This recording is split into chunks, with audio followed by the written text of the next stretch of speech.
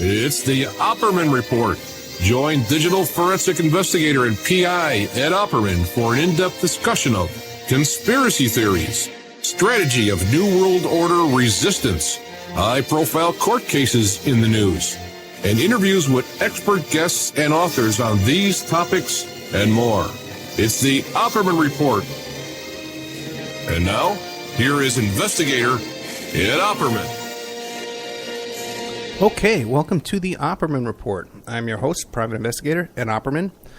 This show is brought to you by Audible.com. You go to audibletrial.com/Opperman Report.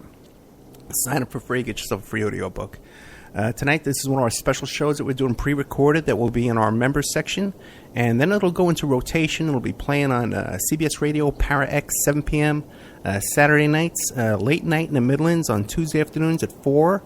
FPRN every day, 5 days a week, Monday to Friday at 10 a.m. Pacific Standard Time.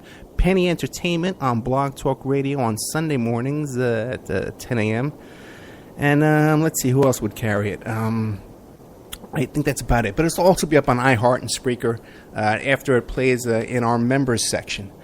So today we have with us Cathy Scott, who's the author of all these different books: Murder of a Mafia Daughter, the Suspicions Robert Durst Murdered Susan Berman, the life and tragic death of Susan Berman, Murder in Beverly Hills, the mob-style execution of Susan Berman, her crime boss father, and the deadly secret she took to her grave.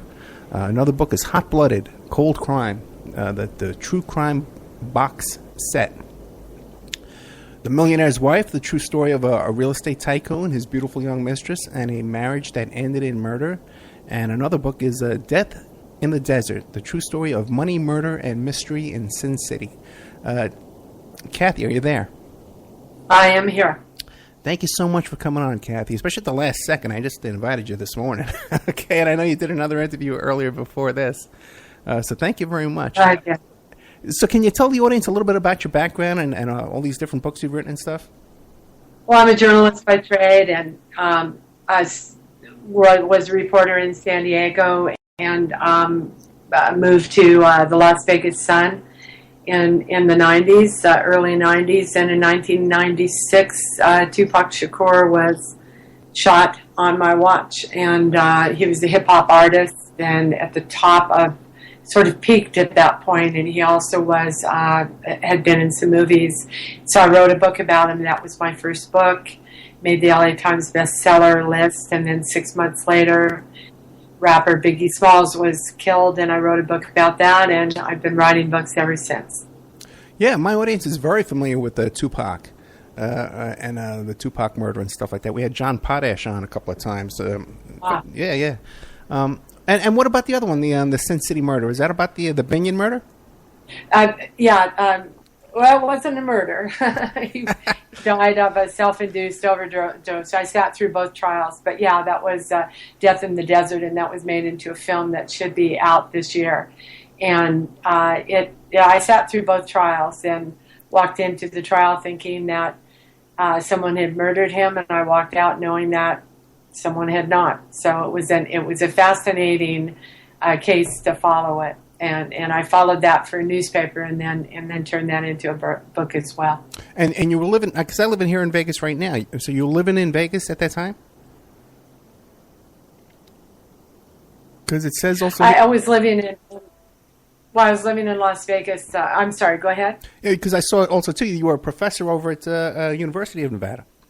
Yeah, I taught journalism for 5 years, and really, really enjoyed that. And then in September, August of 2005, Hurricane Katrina happened, and an animal rescue group asked me to write for their magazine and website and go down there for 2.5 weeks.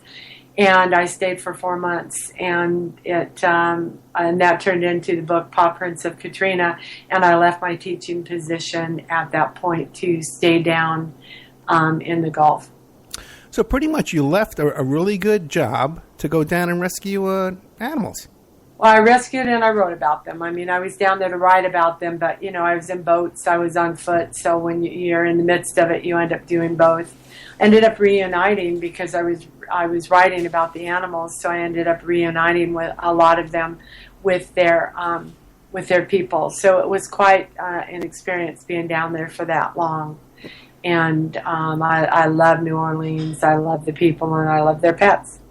Yeah, and then, I've only visited. Yeah, and then I'm sorry? I was saying I've only visited a couple of times. It is a beautiful town. Yeah, yeah, it's quite a city. I just every time I fly into New Orleans, I look down and it feels like I'm going home. I mean, it was quite a time spent there, and I've got friends I made for life who were volunteers down there. So it was quite an experience. But my love is I love writing about crime.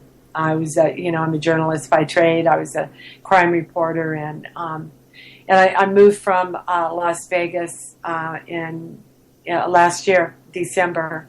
Moved back to San Diego, where I'm from. So I was in Las Vegas for 21 years. Oh, very nice. And okay, yeah, we moved here in 2000. Yeah. I'm sorry. I I moved out here in 2000. Did you? From New York, yeah. I live in Henderson. Yeah, you're. You live in Henderson, right? Yeah. Yeah. No, I was out there. 2004, so I beat you by a decade or so. But okay. Yeah, I was there 21 years, 1 month, and 4 days. But who's counting? But yeah. I'm happy to be back in California. It's where my roots are, and I had Las Vegas was very good to me, but it was time to come home. So I'm covering a California case here right now in 2 murders in Torrey Pines Beach. And they happened in 78 and 84, so it's nice that I'm here to be able to research that and interview people.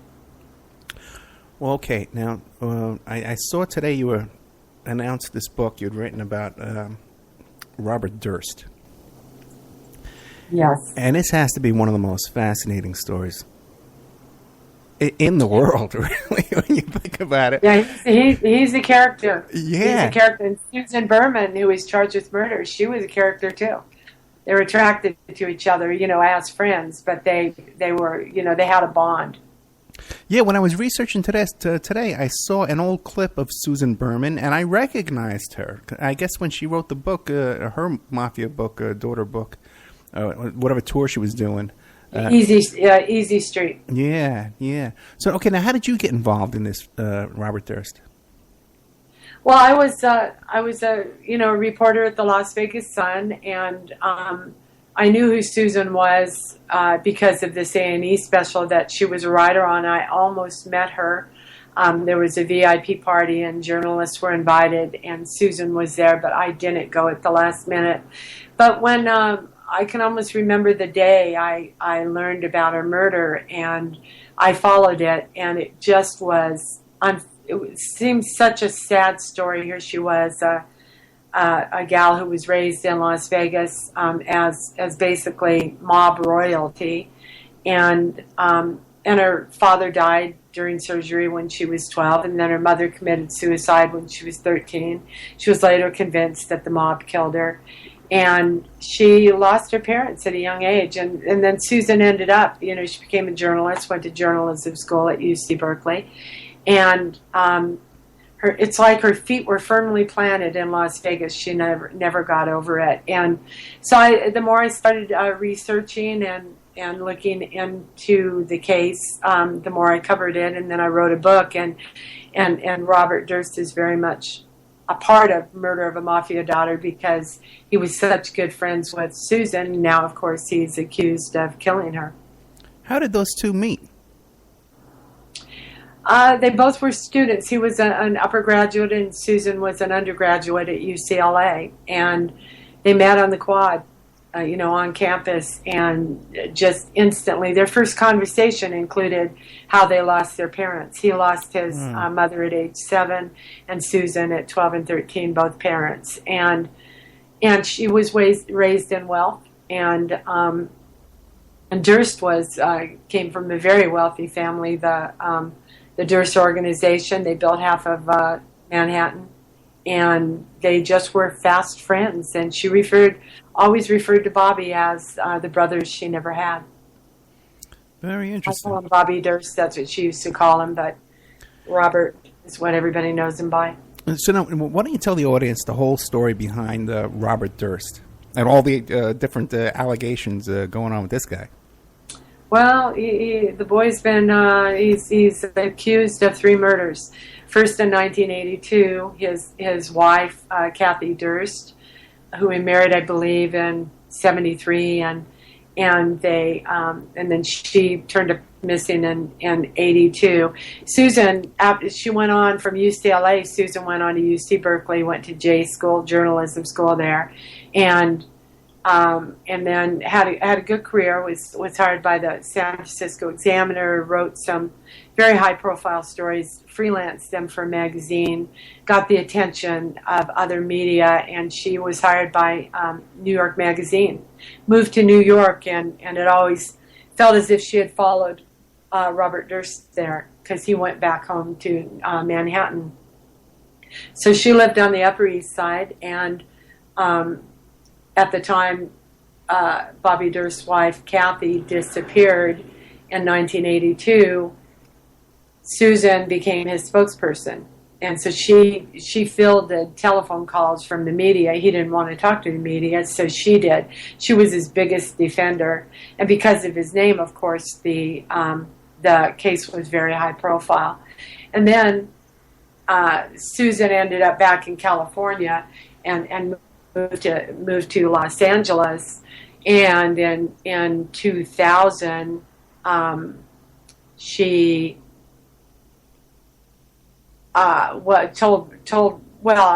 she didn't. Let me backtrack. And so the 1982 case, state police were relooking at it. New York police were relooking into the investigation of Cathy Durst's disappearance, and police leaked to the media that they wanted to interview Susan Berman. Robert Durst got antsy and ended up in Galveston Bay on the lam, living as a woman, a deaf-mute woman, and moved in next door to a man by the name of Morris Black. So Susan was the second one. He got antsy. The motive is, police believe the motive is that Susan was going to spill the beans. She knew too much in the investigation of Cathy Durst's disappearance, and so Durst shot her in the back of the head. And she was killed in her Benedict Canyon home. Then the third murder is in Galveston.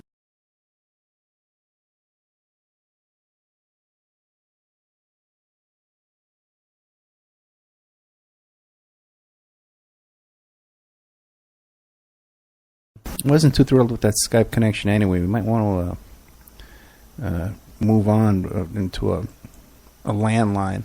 But we're speaking with Cathleen Scott, who's the author of Murder of a Mafia Daughter. The story behind the suspicions Robert Durst murdered Susan Berman. The life and tragic death of Susan Berman. And this Susan Berman woman really did have a very fascinating life. And her death was very tragic, I would agree. Getting hooked up with this Durst character. So let's see, the internet's fine. My internet's fine. It's just Skype once again crapping out on me here.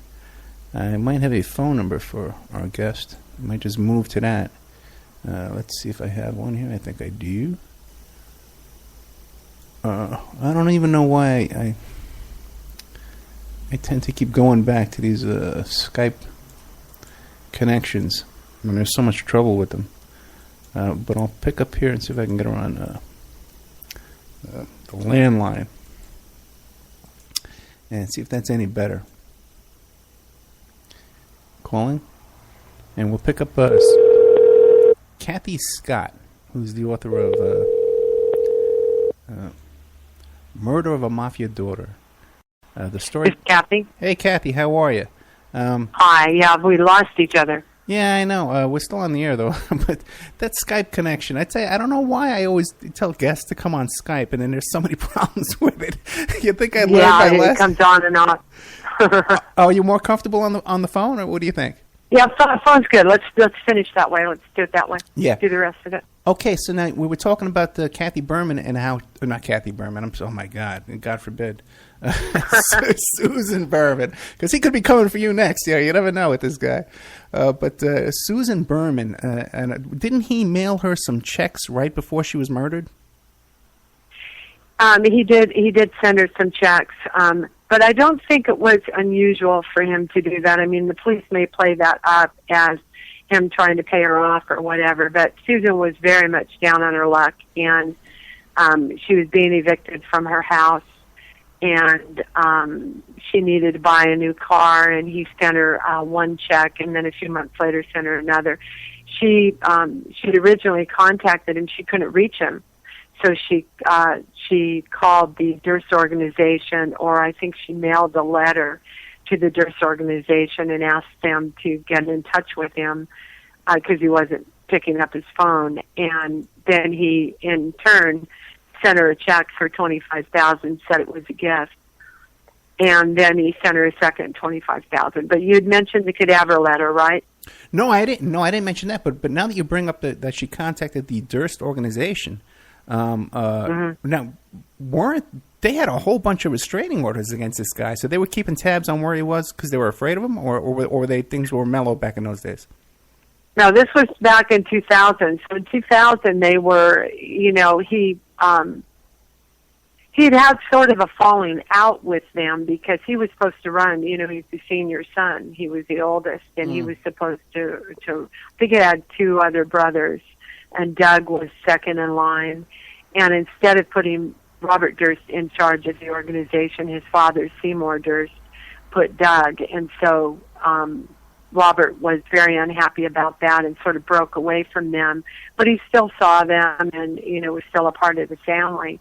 But he was always, I think that he always creeped them out a little bit, But so it wasn't like he was working every day, because he was on the payroll of the Durst organization. At that point, he hadn't done anything, any stalking. Later, in more recent years, in the past few years, he stalked the family and was actually charged with it.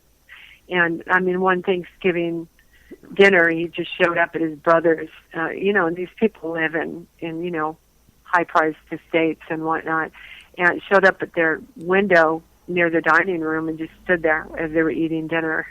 So he creeps them out a little. And they have gotten restraining orders against him, but at that point they hadn't. Susan defended him to the bitter end. She was his most loyal friend. He didn't have any friends, basically. And he had a wife and then a second wife, and Susan was his best friend, but everybody said he didn't have any friends, even in high school. Yeah, and a little bit of sociopathic behavior, beginning at an early age. Yeah, I'd say so. Yeah. Now, it's just because while I was researching this today, the guy's fascinating. Because you saw the video of him urinating in the pharmacy. You can't make that stuff up. Yeah, and it was interesting. Didn't you find that interesting? That's gone viral. But he just did that. I think he did that last year. So when he was arrested for Susan Berman's murder, that's still pending in court. That case is still pending. But he walks into the pharmacy. You've got him. They've got tape. So he's coming into it. He's got shorts on, and as he's walking in, I find it interesting. He puts the hat on, baseball cap on his head, right? Yeah. It's like a disguise. And he walks up to the counter. He puts his, fanny pack or whatever it is he has, backpack, onto the counter, and he unzips it and whatever. And then he proceeds to unzip his pants and then take a leak all over the under the counter and where all the candy is on shelves. Those shelves, the point of purchase, they put those shelves next to counters with candy, and he pees all over it and urinates. And then he just simply lifts his hands and starts taking care of his business. And they filled the prescription for him. And one of the clerks called police. They haven't released that part of it. We haven't seen, police coming in or anything. But it's interesting because when he was arrested in Pennsylvania, where he got his I think his master's degree in Pennsylvania in Lehigh, he's arrested there at a drugstore. And he stole he was arrested for shoplifting because he stole a sandwich. And then in the Jinx, there's an HBO program, of course, that he was in about him, the Jinx. And in the Jinx, the filmmaker asked him, "Why did you steal that chicken salad sandwich at that drugstore?" He said, "Because I felt like it." And I think that's exactly why he urinated at this drugstore, just last year, is because he feels like it, because he can.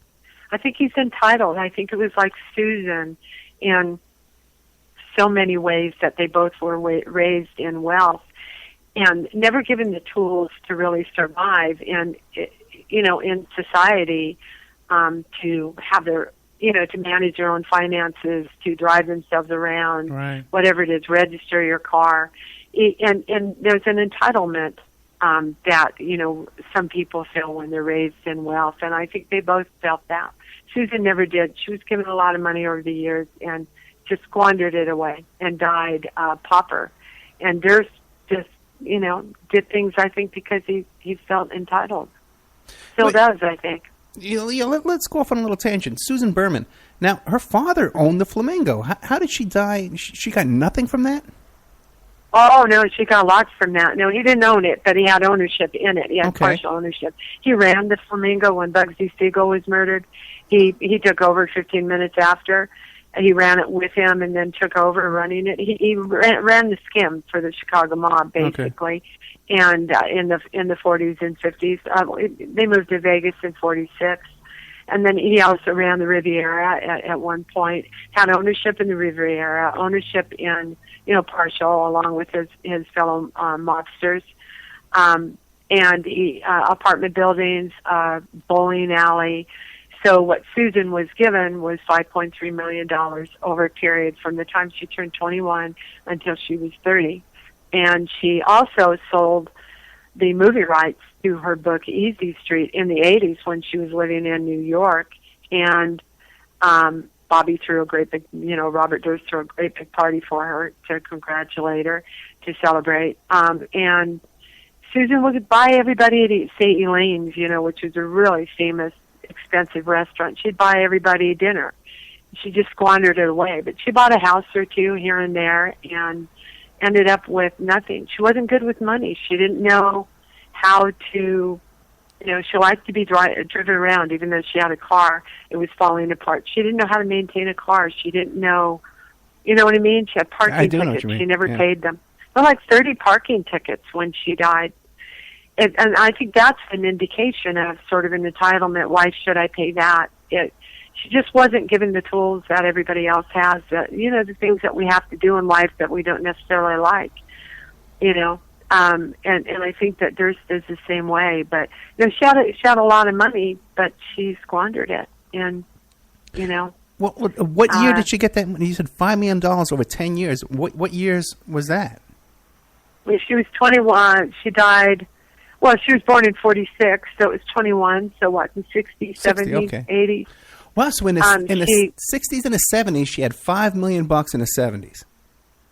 Well, by the time she was 30, so... Oh, my God. Yeah, by the time she was 30, so that would have been in the 80s. Okay, 80s. Well, even 80s, $5 million in the 80s. She died. Well, she died in 2000. Yeah, so it took her a few years to get rid of it. But then she moved in with a man, and she bought a house near...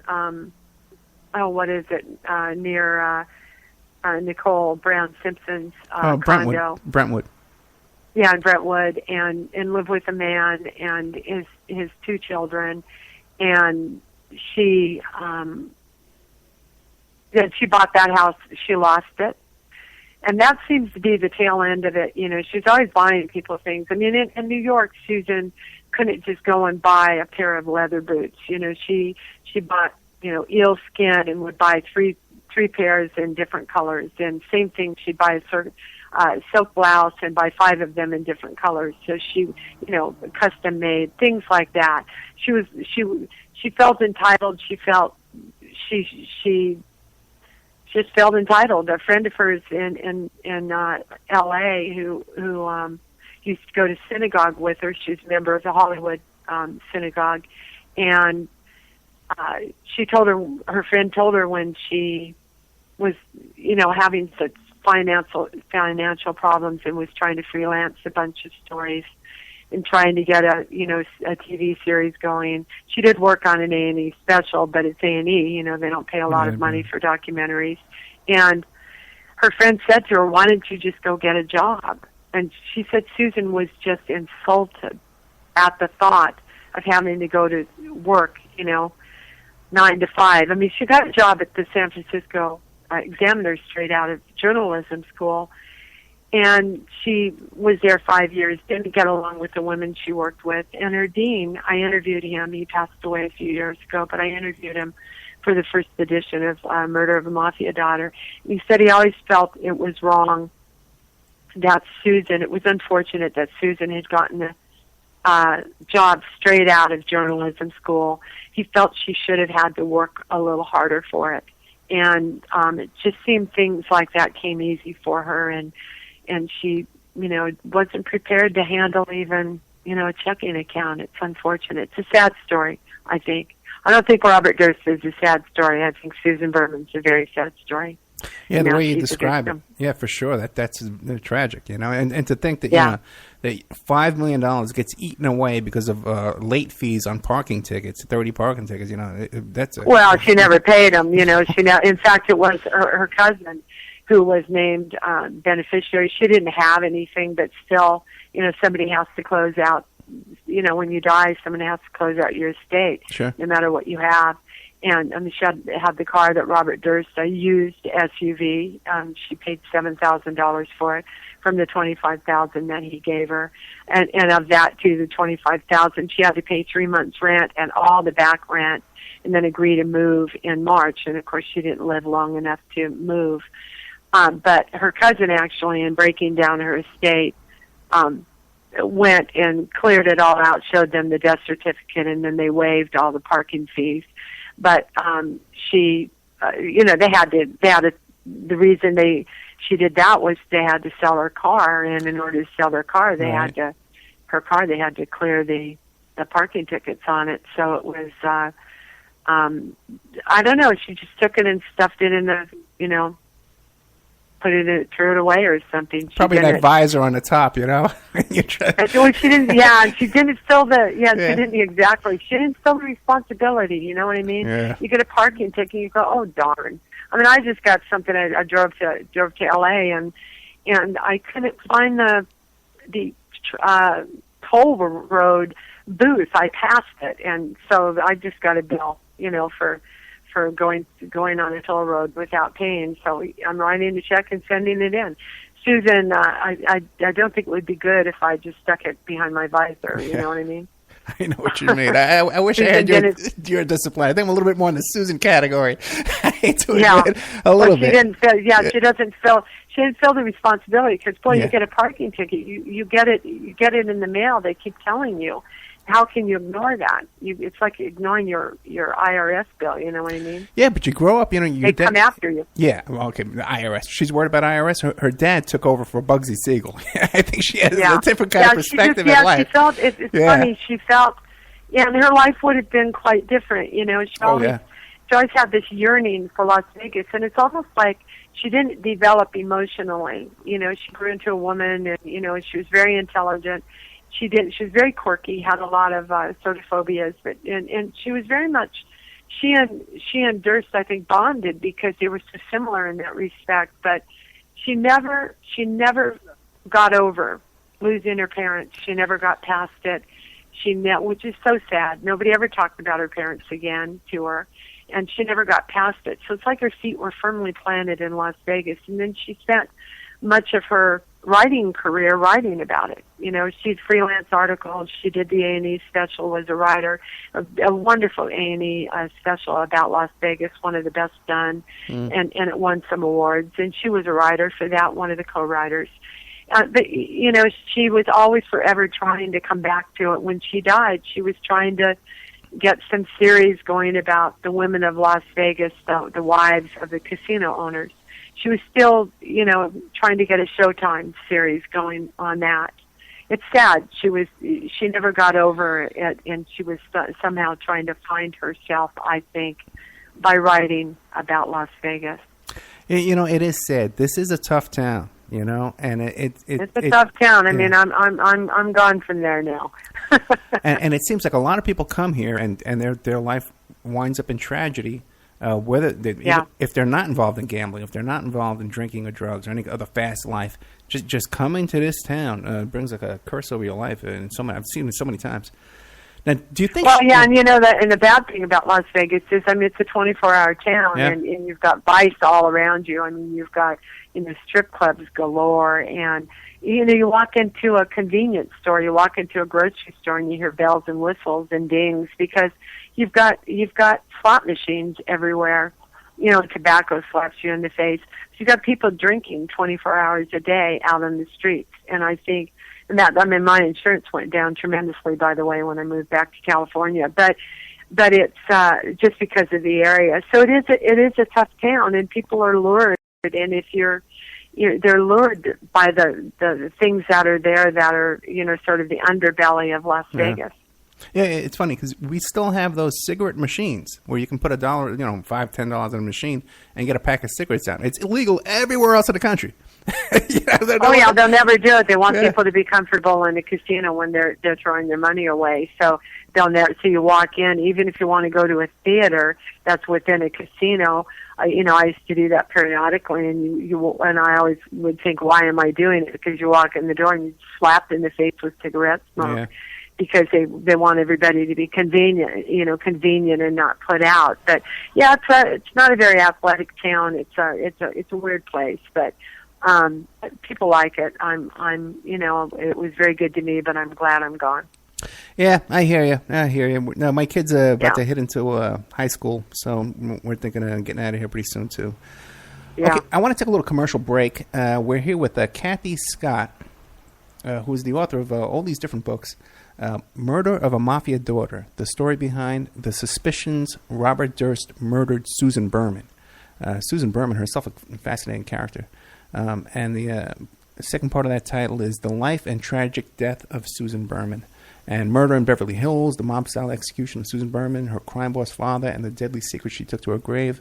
And all these different books about death in the desert, the true story of murder, money, murder, and mystery in Sin City. And I wrote The Killing of Tupac Shakur and The Murder of Biggie Smalls. Yeah, I'm going to have a link to every one of these books on my blog. So when they go to the Opera Report blog, well, it'll be up there for years, so don't worry. Nice, okay. Thank you. Don't worry about that. So we'll be right back after these messages. And now a word from our sponsors. If you find yourself in need of legal representation, it can be a very stressful time in your life. In my career, I have dealt with thousands of lawyers, I've dealt with thousands of law firms, and I can confidently recommend to you Keith M. Davidson at kmdlaw.com. Available 24 hours, 7 days a week. Just log into kmdlaw.com. That's kmdlaw.com. Or you can call toll-free 833-4KMD-LAW. That's 833-4KMD-LAW. Personal injury, wrongful death, STDs, sexual assault, car accidents. They handle it all efficiently and professionally. It doesn't matter how imposing the opposition may be, because the team at kmdlaw.com are battle-tested and fierce. They will not stop until justice prevails. Go to kmdlaw.com or call toll-free 833-4KMD-LAW. If you're in for the fight of your life, stop screwing around and contact KMD Law. Are you ready to change your life, but don't know how to start? Is your stress and worries keeping you awake at night? Have you been battling grief, anxiety, or depression all alone? Have you lost touch with your own sense of being or spirituality? Soul Free Therapies offers professional and affordable live video streaming counseling and coaching services from the comfort of your own home. Sessions offered in English, Spanish, and Portuguese. Go to our website at www.soul-free.com and book your first session today. The Opperman Report is brought to you by Aquadam.net. You can give them a call at 707-764-2119. A flooded home is never easy to deal with. You're left with the mess to clean up, the insurance companies to deal with, and not to mention all the memories, the precious memories that are lost in the flood. You can never replace those. An aquadam can be a tool in your arsenal to protect your home and property from the floodwaters. The cofferdam is filled with water to control water and is reusable as long as it's taken care of. It can protect your home or business from rising floodwaters like a dam, but without the beavers. It can also be used in construction. If you need an area to be dewatered, an aquadam can do the job. An aquadam was used at SeaWorld in Orlando for the Mako roller coaster ride during the coaster's construction by dewatering the work area. An aquadam is now dewatering the work area at San Antonio SeaWorld for their newest roller coaster ride. An aquadam has been used in many construction projects all around the U.S. and all around the world. Now give Aquadam a call, 707-764-2119. You can look them up online at aquadam.net. You can find them on Facebook at Aquadam Inc. You call them up, you email them, you tell them Ed Opperman sent you, and they're going to take 10% off the price. Aquadam.net, 707-764-2119. PureSoapFlakes.com, 218-568-2525. Have you ever heard of Castile Soap? Pure Soap Flake Company handcrafts fine soap bars, laundry powder, and concentrated soap flakes using organic vegetable oils from their northern Minnesota facility. Bathe your body and wash your clothes with Pure Soap products that are free of fragrance, GMOs, palm oil, sodium lauryl sulfate, and synthetic additives. Keep it clean, folks. Pure Soap Flake Company products are kind to living creatures and sensitive skin, safe for drains and waterways, and work great in high-efficiency washers and top and front-loading machines. They have a little promotion going on. Contact them to order some soap. Mention the Opperman Report. You're going to get a free gift. They're going to send a little extra soap, travel size, soap bars and laundry soap, cleaning soap flakes. I've been using that stuff all day long today. Great stuff. Order today at puresoapflakes.com or give them a call, 218-568-2525, 218-568-2525. Pure Soap Flake Company is a proud member of the Handcrafted Soap and Cosmetic Guild. It's the Opperman Report. And now, here is investigator Ed Opperman. Welcome back to the Opperman Report. I'm your host, private investigator Ed Opperman. This show is brought to you by Audible.com. Go to audibletrial.com/Opperman Report. Get yourself a free audiobook. Tonight, we're here with Cathy Scott, and we're talking about the Robert Durst case. Fascinating, incredibly fascinating, and also this tragic story of Susan Berman. Cathy, do you think Susan saw this coming, or was this out of the blue? This was this was out of the blue. I mean, she was shot in the back of the head with a 9mm handgun, and you know, whoever shot her, and I do believe it was Robert Durst. All the evidence points to it, circumstantial, but it points to it. She was headed in the hallway into her spare room and, you know, shot in the back of the head, so she never saw it coming. And I think, you know, she was so loyal to him that she'd probably explain away why he killed her. You know what I mean? If she were here today, I think she might defend her own murder. Really? You know, that's how loyal she was to him. I mean, she told friends, you know, after Cathy Durst, years later, after Cathy Durst, you know, she still hasn't turned up since 1982, and she wanted to divorce Robert Durst, and then she ended up dead.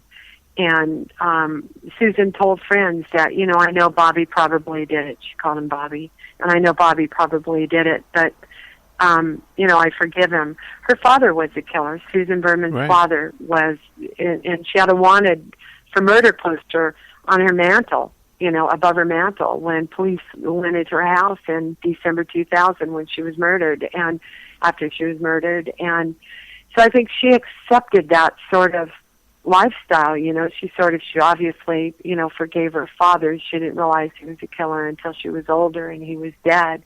But still, she wasn't ashamed of it. She didn't apologize for it. She accepted it. So maybe that's what she did with him when it came to Cathy Durst. And I doubt she would have ratted him out, you know. If she knew something, I don't think she would have talked. But, you know, he obviously didn't have the same loyalty for her that she had for him. Yeah, I can identify with that because I grew up in Staten Island, and I know that mentality, you know, of all these guys I knew, that their fathers were killers, you know. Omerta, and they, you know, they never rat on each other, and and it's an oath. And the kids are the same way when it comes to their parents. Although you've got, when they grow up, a few children of mobsters who became mobsters ratted their own fathers out, but mostly it was to save themselves, you know. And there's one I know that his own father took a contract out on him, and so he ratted him out. Yeah, we were just talking last night about the Francis kids, the Johnny Francis and Michael Francis, and Sonny Francis ratted out his father. He testified against his own father. Yeah.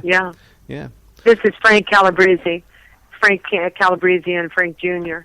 I met Frank Jr. at in Las Vegas. They have a mob conference, mob convention, and I met Frank Jr., who was in prison, the same prison as his father, and his father put out a hit on him in prison, for the monsters, for somebody to do him in prison. As you know, people get killed in prison. And he then, got to the warden and said, "Hey, listen, I want to make a deal." And I think because of what he did, it was something like 40 murders were solved by him turning his father in. And his father, was sent to a very, very hefty sentence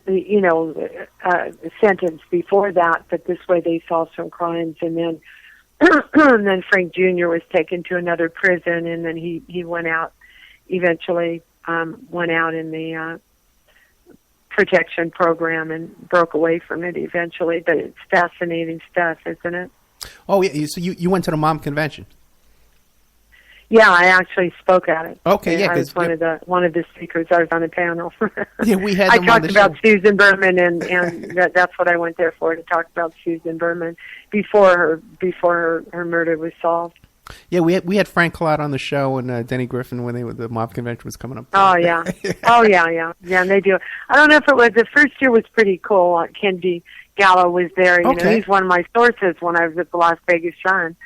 And then I met him for the first time in person. We talked on the phone, I can't tell you how many times, and emailed back and forth. And he outed himself as a source to me, so therefore I can say it now too. But he was there, and then Andrew Diamato, nice guys. They've all done bad things, but nice guys. They won't admit it, of course, because there's no statute of limitations on that crime. Yeah, Kenji's another guy, made a deal, still walking around. No one's ever touched him, But Kenji's a tough guy. I had dinner with him and his wife last year when I was in L.A., and I mean, he's careful. He's careful, but he's, I don't think anybody will mess with him.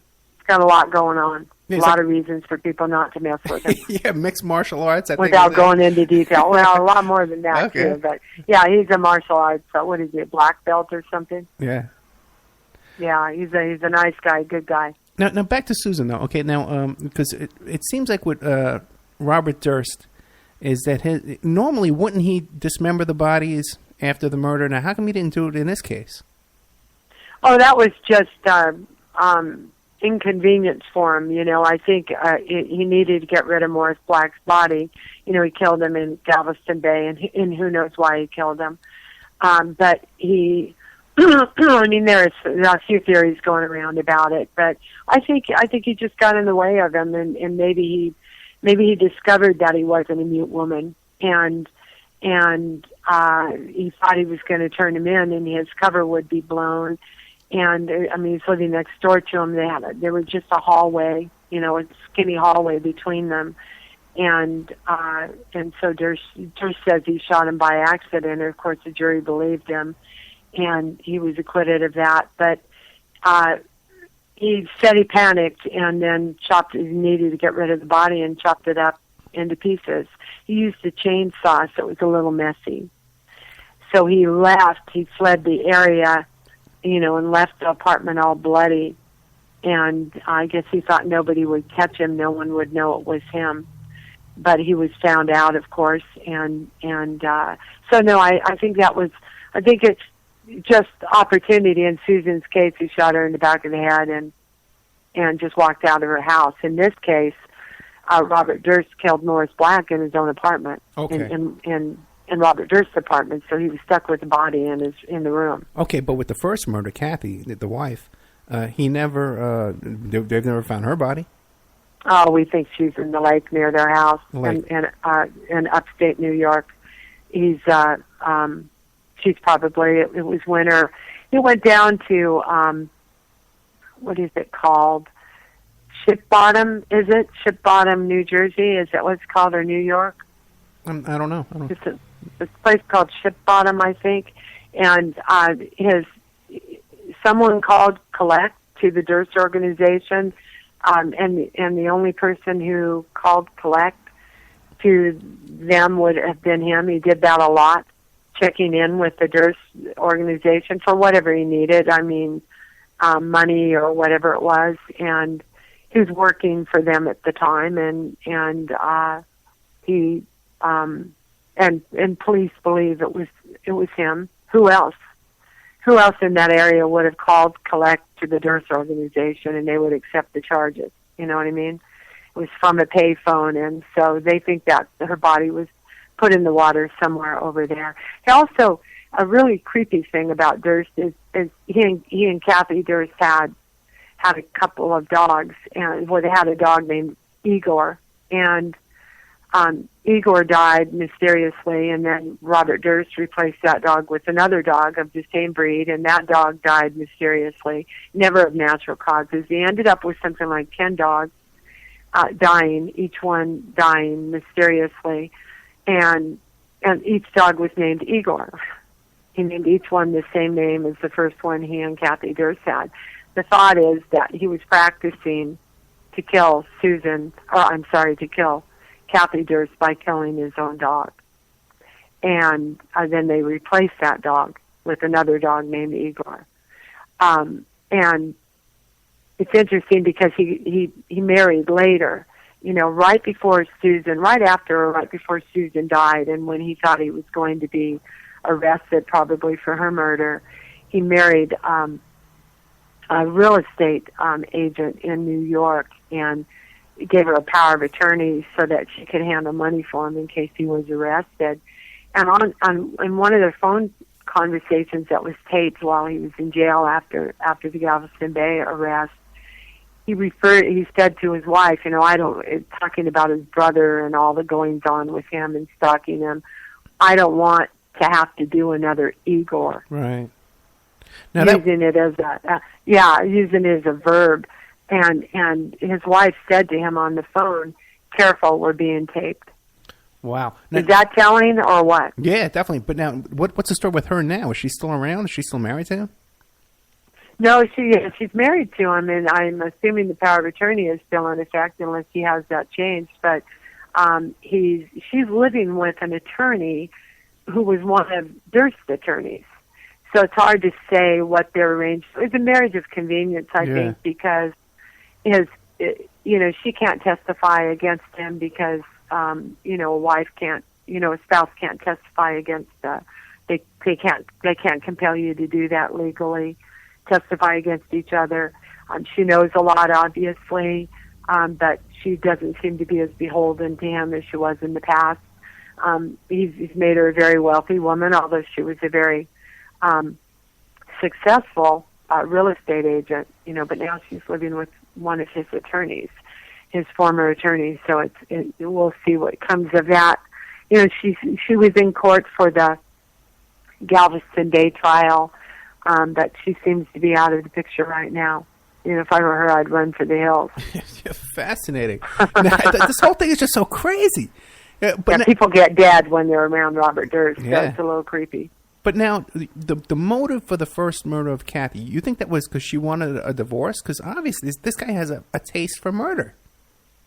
Well, yeah, he does. I mean, they had a really rough, their marriage was, down the tubes. And she was a fourth-year student, medical student, about to finish. And she told friends, they said, "Why don't you leave him now?" Because she was very unhappy and telling people he was abusing her physically, and she was afraid of him.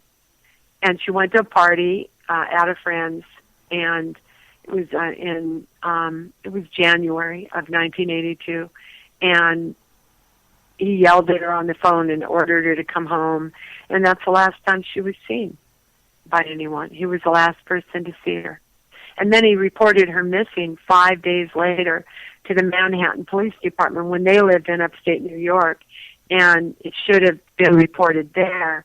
But he claimed she got on a train, went to their Manhattan, because, I had a Manhattan apartment, that she went to the Manhattan apartment so she could go to school the next day.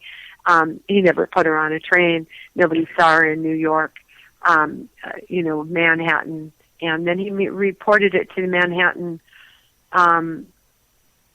substation, where, his dad built half of Manhattan. The Dursts were very famous there and very powerful family.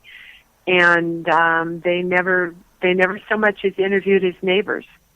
That they didn't investigate really a missing person case on her. It was the upstate New York police, Westchester police, who later investigated the crime, and they didn't do a very good job of it either. And was it because of the Durst name? We'll never know. But none of that would have happened. It was because of the ex-wife's brother who really started trying to get stuff going. Well, yeah, he did, and it was really a detective who in 2000, who, and maybe it was because of the brother, but it was also friends of Susan's. I think it was mostly friends. There was one gal who never did, two women actually, friends, one of Susan's and one of Cathy Durst, and they never gave up. Hope that police would go after it. They were, they went through Robert Durst's trash after Cathy disappeared, and hounded until this one detective years later jumped on it, and that was in 2000, and he wanted to interview Susan again, and Durst got wind of it because it was leaked to the media, and they printed it, and Durst left town, and then Susan ended up dead. Wow. So it's unfortunate, but yeah, his name was Detective Pachera, and he was the one who wanted to take another look at it. But all those years later, they didn't even search his home until years later. And so it's what if they had done real police work way back then? Cathy Durst's murder would have been solved, and I believe he did it, and Susan wouldn't have been killed, and Morris Black wouldn't have been killed. Yeah. So two people were killed because that murder wasn't solved. So it's unfortunate, because of wealth, that police will back away because of the power. So people don't want to lose their jobs over someone complaining over and over about them, and they'll lose their jobs, and so they save themselves. And the case, it's unfortunate. I hope that doesn't happen much, but it seems to have happened in this case. Yeah, it seems to happen a lot, and for the average cop, you have less headaches, looking the other way on something like this than you do if you pursue it, and that's just how it is, What are you going to do? Now, not just these three murders that are pretty solid. Morris Black, we can't deny that at all. Well, Morris Black, he went on the stand. He never denied killing him. He admitted killing him. He said it was an accident, and Morris Black had a gun. Oh, boy. Okay, so I think we covered a lot of stuff. Anything else you want to tell us before we go? Is there anything else? The second edition of The Murder of Beverly Hills is due out at the end of May, and I'll probably go to New York for, my understanding is I'm going to be doing some interviews there, and probably in LA as well. And, looking forward to watching the trial. I'll probably, if he makes it to California, because he's not in very good health, I'll probably be in the courtroom for part of that. And we'll see how he's got a trial in September on the gun charges in New Orleans, and we'll see how that pans out.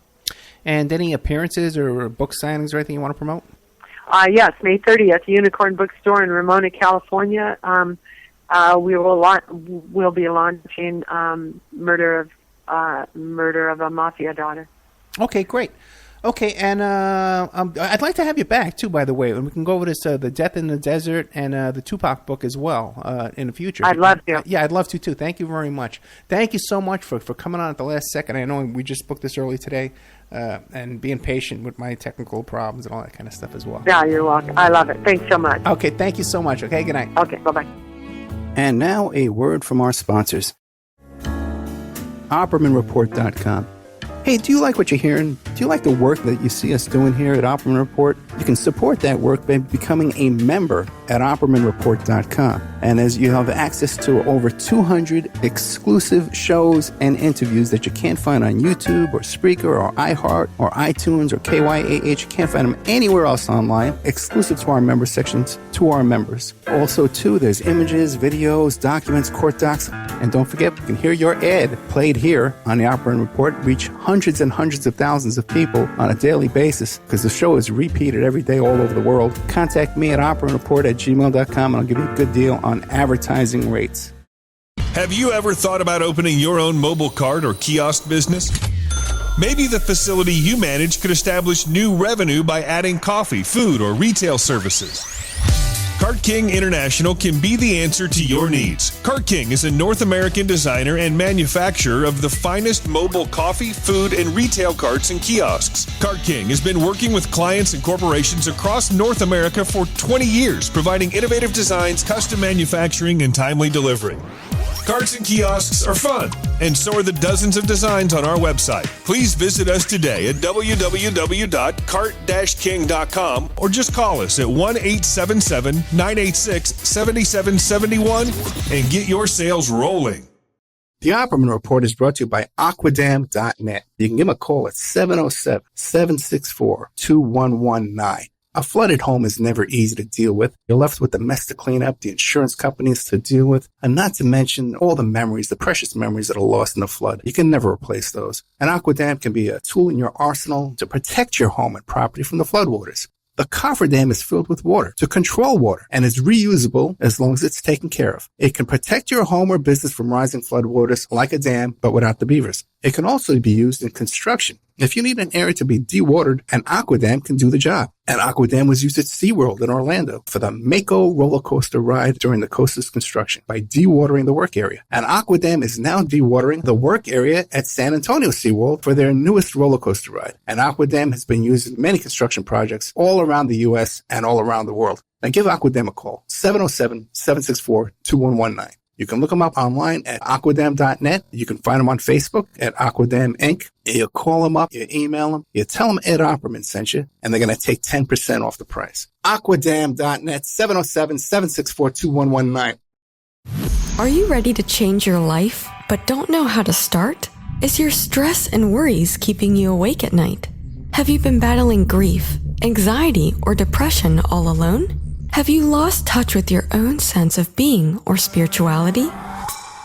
Soul Free Therapies offers professional and affordable live video streaming counseling and coaching services from the comfort of your own home.